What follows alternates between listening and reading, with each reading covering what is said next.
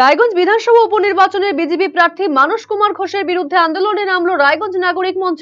মানস বাবুর বিরুদ্ধে মাকড়া শ্মশান, ধান ক্রয়ে ধলতা সহ একাধিক অভিযোগ খাড়া করে শনিবার রায়গঞ্জে প্রতিবাদ কর্মসূচিতে সামিল হন সংগঠনের সদস্যরা। এদিন শহরের ঘড়িমোড়ে মানস ঘোষের কুশপুতুল পোড়ানো হয়। তার বিরুদ্ধে সুর চড়ান সকলেই। বিজেপি কেন এমন দুর্নীতিগ্রস্ত মানুষকে প্রার্থী করলো তা জানতে চান নাগরিক মঞ্চের প্রতিনিধিরা। ধলতা কাণ্ডে তারা আইনি পদক্ষেপের দাবি জানিয়েছেন। বিজেপির বিরুদ্ধে আমাদের প্রতিবাদ। কেন বিজেপির বিরুদ্ধে প্রতিবাদ? বিজেপি আমাদের রায়গঞ্জের উপনির্বাচনে যে প্রার্থী নির্বাচন করেছেন তার নাম মানস ঘোষ। সে কোনো সময় তৃণমূল করছেন, কোনো সময় কংগ্রেস করেছেন, কোনো সময় বিজেপি করছেন, খুশি মতো রাজনীতি করেন। তার বিরুদ্ধে যে দুর্নীতি আজ প্রকাশ্যে এসে গেছে, আপনাদের মিডিয়ার মাধ্যমে আমরা দেখতে পারলাম যে বাহিনীর মাকড়াঘাটের যে শ্মশান ঘাট, সেই শ্মশান ঘাটে দুর্নীতি করেছেন এবং যে কৃষকরা ধান বেচতে আসতেন মান্ডিতে, সেই ধানকে 10 কেজি করে ধলতা কি জিনিস আমরা জানতাম না।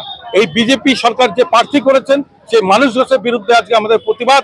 এই মানস ঘোষের বিরুদ্ধে আমরা আজকে রাজপথে এসে দাঁড়িয়েছি। এরকম প্রার্থী কেন বিজেপি করলো? যে বিজেপি সরকার এই লোকসভা নির্বাচনে মানুষকে ভাওতা দিয়েছে ইসবার 400 পার, 400 তো দূরের কথা, 240-এ আটকে গেছে। আজকে মানুষ কথা বলার সুযোগ পেয়েছে, আজকে মানুষ কৃষকরা সংগঠিত হয়েছে। ধলতার বিরুদ্ধে এর আমরা আইনি পদক্ষেপ চাই, যাতে করে এর পূর্ণাঙ্গ তদন্ত হয়। সেই তদন্তের জন্যই আজ আমরা রায়গঞ্জের রাজপথে দাঁড়িয়ে তীব্র প্রতিবাদ জানাচ্ছি মানস ঘোষের বিরুদ্ধে, বিজেপির বিরুদ্ধে। অপরদিকে এদিন সংবাদ মাধ্যমের মুখোমুখি হয়ে বিজেপি প্রার্থী মানস ঘোষের বিরুদ্ধে দুর্নীতির অভিযোগ এনেছেন তৃণমূল কংগ্রেসের উত্তর দিনাজপুর জেলা সহসভাপতি তথা রায়গঞ্জের উপপৌর প্রশাসক অরিন্দম সরকার। তিনি জানান, মানস ঘোষ একসময় তৃণমূলের ব্লক সভাপতি পদে ছিলেন। সে সময় পদ বন্টনের ক্ষেত্রেও অর্থনৈতিক দুর্নীতি করেছেন তিনি। পঞ্চায়েত সমিতি চালানোর ক্ষেত্রেও তার দুর্নীতি প্রকাশ্যে এসেছে।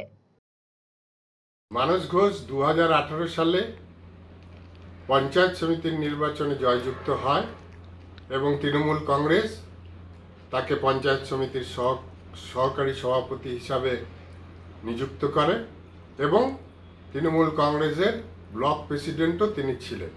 আমরা দেখেছি দলীয় ক্ষেত্রে পদ বিতরণের জায়গায় তিনি কিছু অর্থনৈতিক দুর্নীতি করেছেন এবং পঞ্চায়েত সমিতি চালানোর ক্ষেত্রেও তার বিরুদ্ধে কিছু অর্থনৈতিক দুর্নীতির অভিযোগ আছে।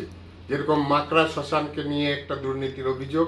তাছাড়াও গ্রাম বাংলার কৃষকরা যে ন্যায্য মূল্যে সরকারকে তাদের উৎপন্ন ফসল বিক্রি করতে কৃষক মান্ডিগুলিতে আসতেন, সেই কৃষক মান্ডিতে সেই কৃষকদের যে ন্যায্য মূল্যের পাওয়ার কথা, সেই জায়গায় মিডিলম্যান হয়ে দাঁড়িয়ে 5 কেজি 10 কেজি পার কুইন্টালে তিনি ধলতা আদায় করেন এবং কৃষকদেরকে তাদের ন্যায্য পাওনা থেকে বঞ্চিত করেন।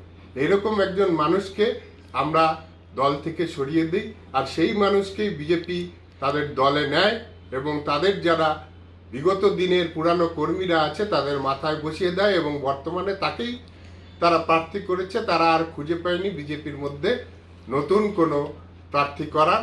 একটা পচা মাল তৃণমূল কংগ্রেসের, তাকে মানস ঘোষকে প্রার্থী করা হয়।